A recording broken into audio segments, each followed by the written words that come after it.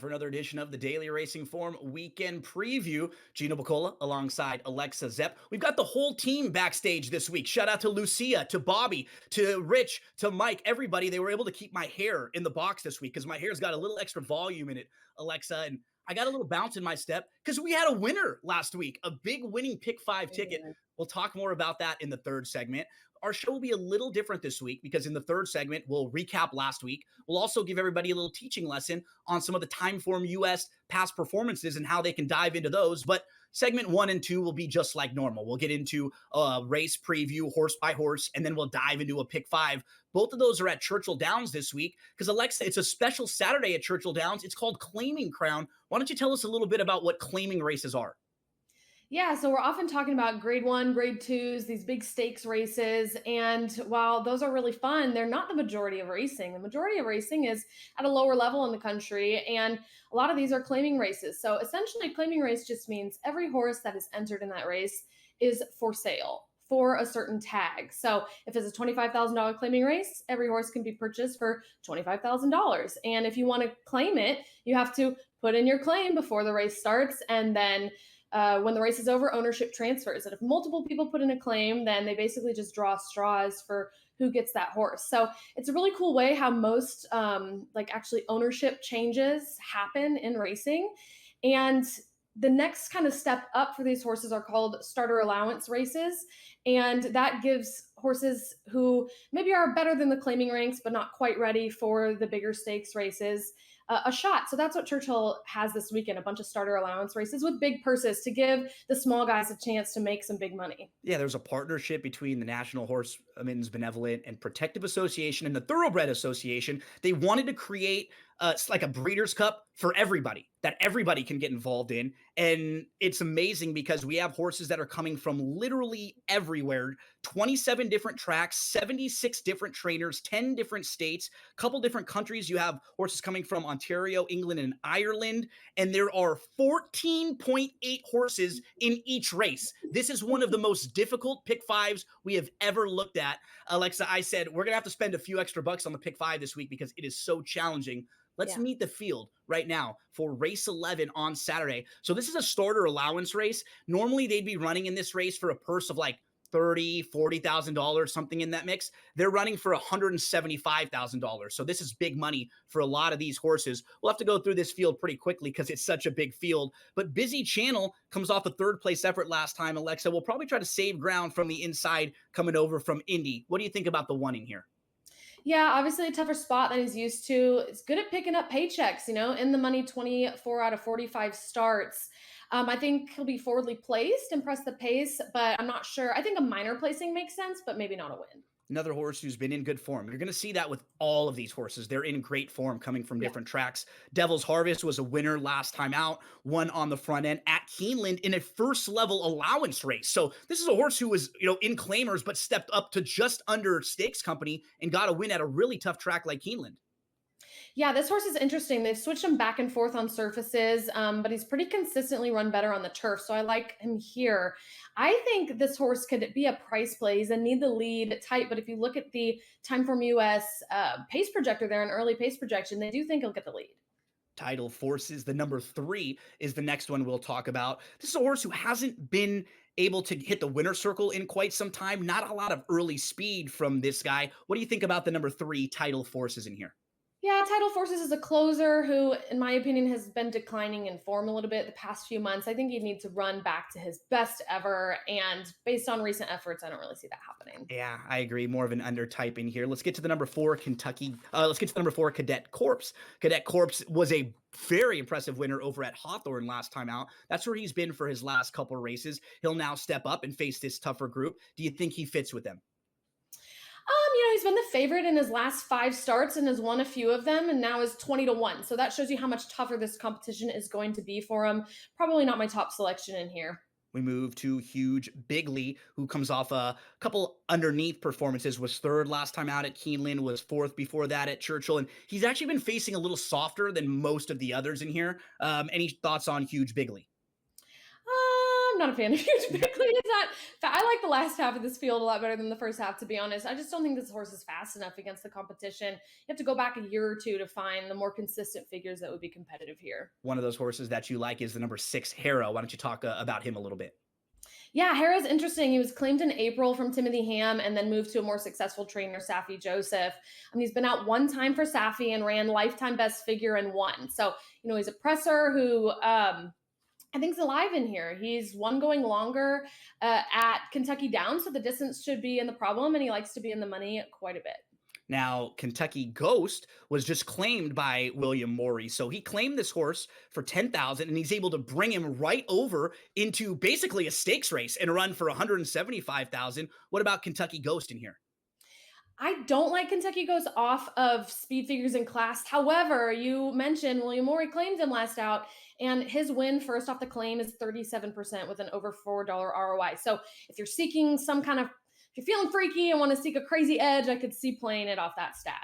Sugoi is a horse who's coming out of multiple graded stakes races. In fact, 4 starts back, he won the grade 3 Louisville. So I think if you're just looking on class and recent form, he's probably the horse to beat or one of the horses to beat in here, right?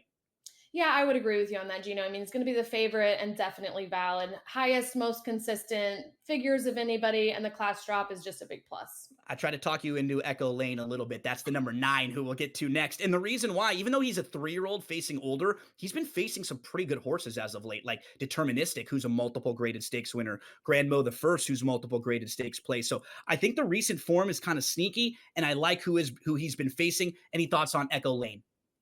Usually when you give me a horse that you like, I can see why. I can find a reason. I had to This talk one, you. I'm just going to defer to you on because I don't like Echo Lane. I had to talk you into that one, no problem. Let's get to Journeyman next, who comes off of a 4th place finish, but he was only beaten half a length. He's been up at Woodbine, being pretty competitive against tougher. Any quick thoughts on Journeyman? Yeah, Journeyman's a true journeyman. This is the 10th track his run at his career. I think he'll look to come from mid-pack at this distance. He's 2 for 6. So he's in good form. This is some tougher competition, though. A horse who I believe you like a little bit is Good Governance, who comes off of a 5th place finish over at Keeneland. That was the first start in a couple months. Talk to us about the 11 in here.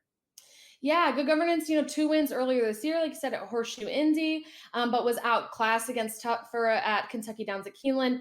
He returns to this kind of more comfortable class level, and I think will be on the scene late. You see Time from US has him as the best late pace rating in the field. Sandra's riding against him tomorrow and has been aboard on 3 of the last 4 races, including 2 of the wins. So we know they are good at teaming up. You round out the field with the number 12, Warrior Richard. Now, this is the body of the field because we have some also eligibles in here. Warrior Richard was a winner at Keeneland last time out in a starter allowance. It was a 50 starter allowance. The problem I had with Warrior Richard in this spot, he only has 1 race on the grass, and it wasn't the best race. That's giving up a lot of experience to these horses who are real proven horses on the turf. Yeah, I agree. And before that win last out, it was an 11 race losing streak. And I also think his preferred spot would be to kind of sit behind the speed, which might be a little bit difficult position for him to get with the post position that he's drawn. Joe Sharp is pretty good at moving these horses from dirt to turf, but not a huge fan. There's your field for race number 11 on Saturday at Churchill Downs. Now, let's go over to Alexa first. How are you going to put your selections up for race number 11? Yeah, my top selection is number 11, Good Governance. I like this late closer in here, followed by the favorite, number 8. And then I'll throw in a couple long shots with the 3 and the 6. Yeah, we have lots of similarities with our selections. I'm going to put the 9 on top. We talked about Echo Lane facing older. The 8 we both have underneath. That's the horse to beat. I throw the 3 and the 10 as minor horses to use in your under spots. Before we take our first break, Alexa, why don't you let the folks out there know how they can find out more about these Timeform US profile cards? Yeah, we have an offer for y'all. For free, you can check out these past performances. Just head on over to drf.com/sportsgrid and use code SGTF24. When we return, we'll talk late pick 5 from Churchill for Saturday.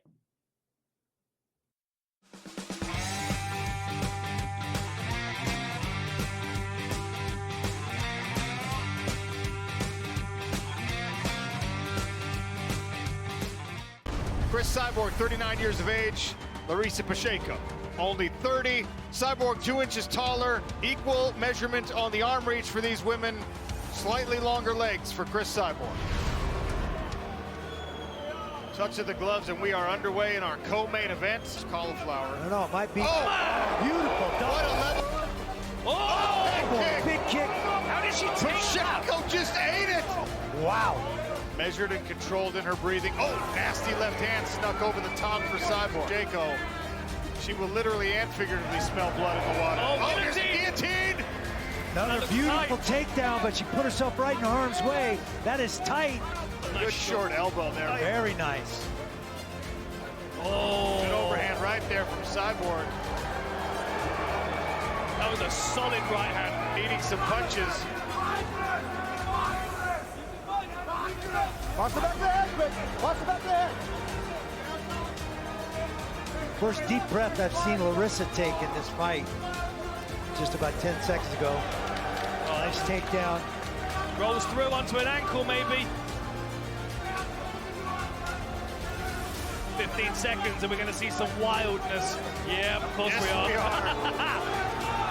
Both women landed there.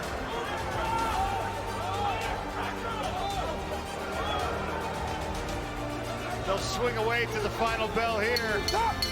9-46, I'll have it for the winner by unanimous decision. And now the PFL Superfights Women's Featherweight World Champion, Chris Cyborg. The legend adds to her legacy. Chris Cyborg.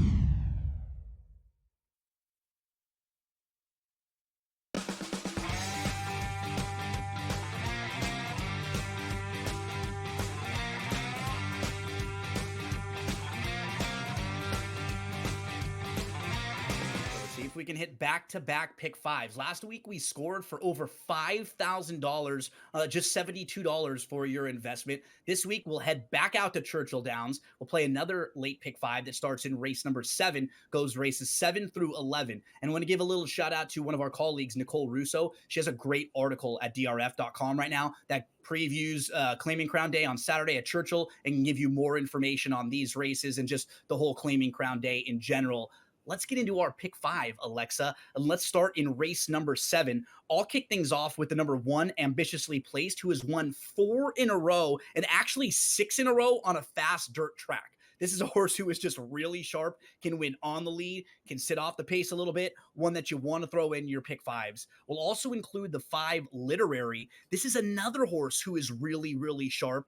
Literary won last time out. 2 starts back, lost to a horse named Xena, who's basically won 3 in a row on the lead. And prior to that, Literary had strung together multiple wins. So another really sharp horse that we have to throw in the mix who's won 4 out of the last 5. Alexa, I'll hand the baton to you to talk about our others. Yeah, we're also going to include the number 6, Jubilant Joni. Has been traveling a ton this year, starting at Oaklawn over in Hot Springs and moving to Louisiana Downs and then the West Coast for 2 wins in the summer at Del Mar, and then a second place effort last out at Santa Anita. Should be a part of the early pace in here, and maybe at an advantage drawing to the inside of the quick shipper Tennessee Moon, the number 7, who we're also going to include at 6-1 odds. Tennessee Moon's a bit of a wild card in here, shipping in from Arapahoe Park in Colorado, has set the pace both sprinting and routing, and has won 6 straight races at Delta Downs during the 23 to 24 winter meet. So this will be the 16th start of the year. She's coming off a stakes win going long. I think she'll be the pace setter. And it's very similar to the Breeders' Cup. And when you have so many horses coming from so many different tracks, so many different surfaces, you really don't know how they're all going to stack up. This is a horse who's been facing softer, but has been winning so easily, so impressively that we don't know if they can step up and get the lead against better like this. So that's where something's got to give in a race like this. We'll use 1, 5, 6, and 7. Alexa, as we move to race number 8, 5.5 furlongs on the turf course, you're going to get us started in here. Yeah, we're going to use the number 1, Balsa, at 8-1 morning line odds. Pretty recently switched to turf as her primary surface, and I think just found her stride. Has won 3 out of 5 turf starts since this summer, and figures are just continually improving. This will be a tougher crowd, but the figures that she's running are more than competitive. She has a really fast bullet work to back it all up. Number 4, Cotton at 8-1 odds is another one we'll be using, coming off a nice win up at Woodbine. He's hit the board in over half of his 30 starts. He prefers to be part of the early pace and either lead or press the pace and then grind them down at the end. But I really like the word in the running line from his last race, relentless, and got up late. That's the kind of horse that you want any day, one that's not a quitter and wants to win. Yeah, it can sit close, can also pass horses. That's very key in this race because it doesn't seem like there's that much early speed for this type of a turf sprint. The number 5, Final Verdict, probably one of the horses to beat in here, can sit close, and that could be really key in here. Comes out of a sharp race, 2 starts back at Saratoga, so was facing some really nice horses. And then Midday Image, the number 7, will be our next one. If you look at some of the races that he's coming out of, he's faced Determined Kingdom, who got a 99 buyer speed figure, which is like one of the daily racing form speed figures that they use. That is a huge number. We've got him facing horses like Jean Valjean, who came back and ran really well against Stakes Company at Belmont. So we're talking about horses who have been facing a lot better, Alexa, like Midday Image. We move to the 9th race. You're going to get us started again in the 9th and let the folks know who do we have to begin. Yeah, we'll use the 8 Global Sensation 2-1 odds, going to be the likely pace setter in this race with a fast pace. Has won 4 out of 5 last starts, and the one he lost was only by a head. And his last race was the one he lost by that head. And he just almost hung on for a win, but got nailed. And it was favoring closers that day. So the fact that he did hang on and almost keep the win, it just upgrades that performance for me. And this horse, since we're talking about claiming so much today, is just like a true claiming success story. You know, when you're claiming a horse, there's not as much blue skies opportunity as if you're buying a horse who's never raced at a sale. Like, you kind of have an idea of what this horse is capable of. So basically, you're probably not going to claim the Kentucky Derby winner. But what you can do is look for a horse who maybe has been mismanaged, or you think you could add different equipment or try him on a different surface and try something different that will just elevate that horse. And that's exactly what happened here. They claimed him, moved him from turf and synthetic to dirt, and he's just been a machine ever since, running really good figures and winning almost every race. We'll also use the number 11 Gunner Bay, who's just been sharp as of late, more of a closer in here, and that could be really key. So a horse that's going to be coming from off the pace, making the 3rd start of the form cycle, and had some legitimate sneaky trouble last time out. He wasn't that far behind Global Sensation in that very same race. So we'll use those 2 horses coming out of the same race last time out over at Keeneland. Let's move to race number 10. Alexa, you're going to get us started in here. This one is 1 1/8 on the main track. Talk to us about who we're going to use to get started. Yeah, we're going to have a long shot in this leg. Number 6, Guntown, 12-1 morning line odds. And the Time Form US finish projector there does have him finishing 2nd. He's a closer with the 2nd best late pace rating in the race. It's been a while since he's found the winner's circle. He lost all 8 of his races so far this year, but he's been going up really tough competition in grade 2s, grade 3s, and running really consistent figures every time. So to me, when I look at those PPs, it looks like he's in need of a class relief, and that's what they're giving him here. And so I think this race is wide open, but you got to use some valid prices, and he's a valid price. And as you see with the Time Form US pace projector, there is absolutely no early speed in this race. So I think we needed to use horses that can sit close. Bourbon Day sat really close last time out, crushed a field in a race that was taken off the turf. And then Laughing Boy, the number 9, he's the horse who's going to be on the lead. So we want to use him just in case he gets brave out front and keeps going at a very fair price of 12-1. So that's races 7 through 10. We already talked about race number 11. Why don't you recap the picks for us in that one, Alexa? Yeah, we're using 3 in here. The number 8, Segoy, the 2-1 valid favorite. The number 9, Echo Lane, Gino's long shot, who's been facing some tougher competition.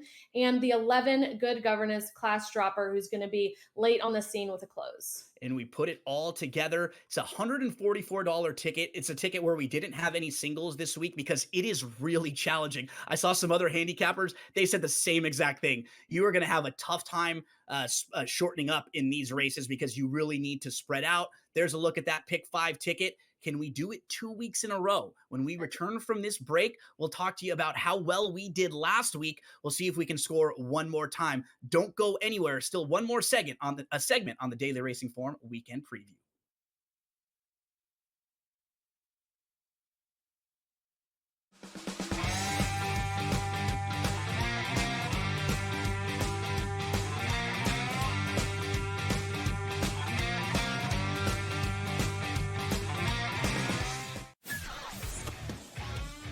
together, both Devontae Adams and Garrett Wilson had huge nights. Aaron Rodgers loves the two big targets, and he says if this is going to happen, going to be very tough on the defense to decide who they want to go after. Adams and this kid Wilson, I won't deny what they can do, but nobody else does jack.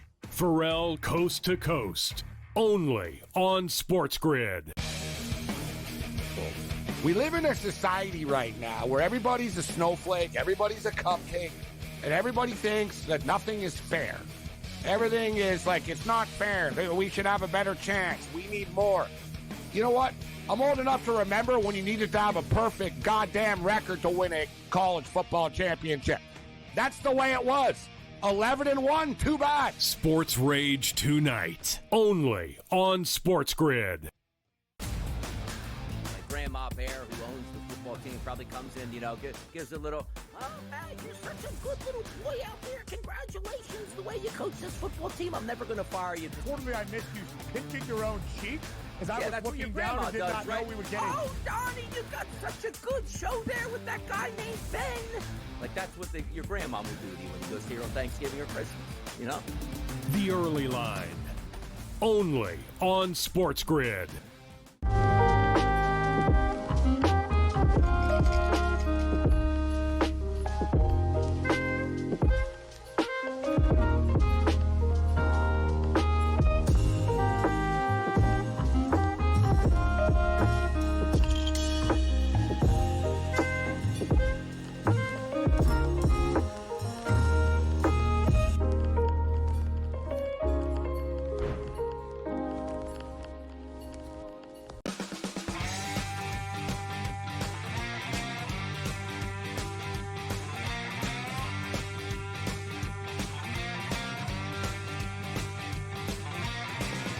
For our final segment this week, we want to go back in time a little bit. We're going to jump in that DeLorean and we're going to go back to last week when we had a very, very good week. Actually, it was so good that you can see the rays of sunlight shining in on me right now. They're lifting us both up because we had a score last week, Alexa, of over $5,000 on our Pick 5. So we're going to go through it a little bit right here. This was the Pick 5 ticket that we put together, and it was on early Friday. There was actually even a scratch on this ticket, Alexa, right? In race number 7, the 6 was out. So if anybody played this ticket early, where the race, there was a scratch, if that happens in a Pick 5 ticket, you get twice the amount. You get double if the favorite wins that race. So there may have been people out there who may have hit this ticket twice for over $10,000. We're pretty excited about it because you don't normally get this big of payouts for this little of an amount where you're betting $80. We only had to bet 72 to get back around 5,000.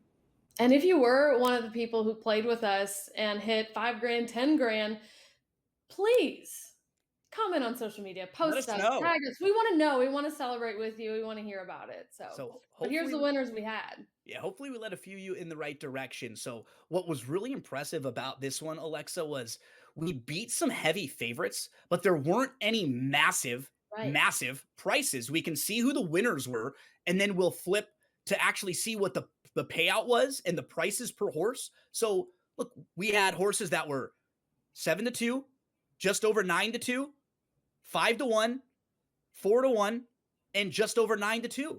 We didn't have any horse that was 6-1 or above, but because the races were so challenging and because we beat a few heavy favorites, we ended up getting back $5,000 plus for our investment. And I thought what was worth mentioning, the Pick 5 is like a parlay. So if anybody were to parlay these races and just bet the winner and then have the parlay keep rolling, the parlay would have paid $3,600. And that's the difference between betting a parlay and betting into a Pick 5, because there's a pool here that we get into. And because it knocks certain people out of the pool, it's sort of like the lottery. If you're not alive, you can't win anything. So I think there were like 3 or 4 races in a row where we just knocked a ton of people out of this thing. So Alexa, thank you for helping me, because I don't think we would have hit this thing individually. I do feel like this was really like a team ticket effort that we needed the two of us together.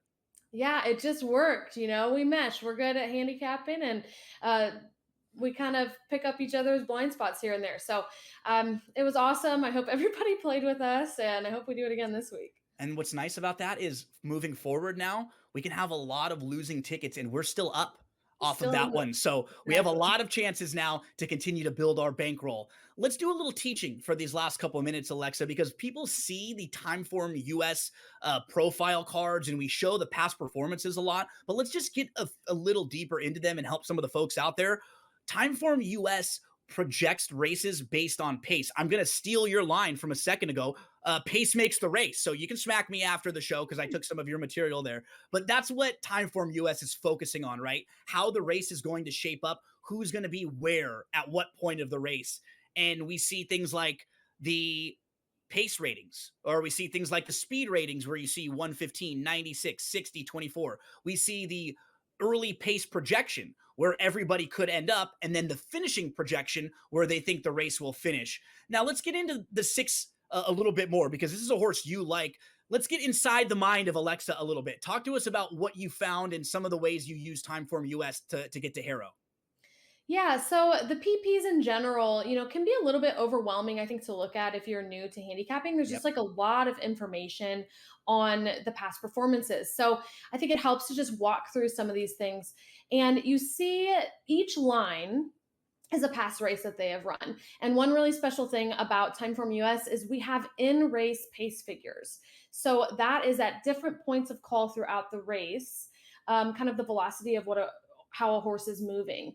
And if you look at Harrow, they are color-coded blue, which means the race was going really slow. And he still managed to close into a really slow pace. So that is something that I would upgrade a horse for. And then if you look, the next race out, he runs 9 points higher. So that you can kind of start to look at the PPs and understand the pace throughout a race, is how a horse is moving, how even if they've won or lost, if you should upgrade or downgrade those performances and get some good edges and make some, hopefully hit some good prices. Yeah, you want for most horses, every race is going to set up differently. So a lot of times they'll take advantage of the setups. The ones like Harrow that come and run against a pace shape, those are the horses who you really want to upgrade. So a little tidbit inside the mind of Alexa and how she looks at some of the horses each and every week. We want to thank you all again for hanging out with us here. Let's see if we can make it back-to-back weeks, hitting the pick 5. Good luck in race 11 at Churchill. And don't forget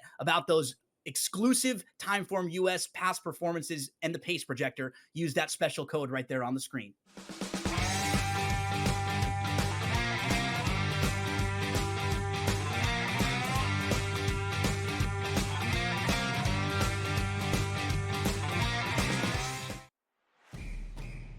It's a new era in CFB to start off this year, put on full display. My take on this game is simple. I know some people will be upset about it. Good riddance to the Pac-12. Can you do it in terms of the week to week to week? I don't see a pathway for this team to miss the college football playoffs. We want to make sure you have those best bets in the entirety of our betting cards. That was thinking! But he had that program was already going there! Only on SportsGrid. We live in a society right now where everybody's a snowflake, everybody's a cupcake, and everybody thinks that nothing is fair. Everything is like, it's not fair. We should have a better chance. We need more. You know what? I'm old enough to remember when you needed to have a perfect goddamn record to win a college football championship. That's the way it was. 11-1, too bad. Sports Rage tonight, only on SportsGrid. Grandma Bear, who owns the football team, probably comes in, gives a little, oh, hey, you're such a good little boy out there. Congratulations, the way you coach this football team. I'm never going to fire you. Totally, I missed you pinching your own cheek as I was looking down and did not know we were getting. Oh, Donnie, you got such a good show there with that guy named Ben. Like, that's what your grandma will do to you when he goes here on Thanksgiving or Christmas, The Early Line, only on SportsGrid. Tony Bennett stepping down and resigning from Virginia right before the season started versus the Villanova team that, folks, I gotta take my glasses off. I can't figure this team out. I can't figure this team out for 2 damn years. And the problem that keeps coming up is the coaching of Kyle Neptune. Betting above the rim, only on SportsGrid.